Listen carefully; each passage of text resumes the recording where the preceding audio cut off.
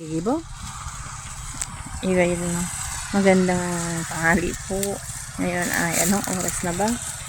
Ngayon ay alas 11:49 na ng umaga. At yung minuto na lang ay mag alas 12 na. Oh, andun makikita natin na nakatayo si Chong Omon. Ayan, ayan. Tinitingnan niya mabuti. Ano kayang mangyayari dito? At ako yung magre-react na naman sa mga bakit ganito ang para? Ba't hindi ako na-electric pa? Ay, kailangan ko na palang maglagay sa ulo ng aking pando. So, ngayon, ilalagay ko na. Ay, hindi na pala. Ako pala yung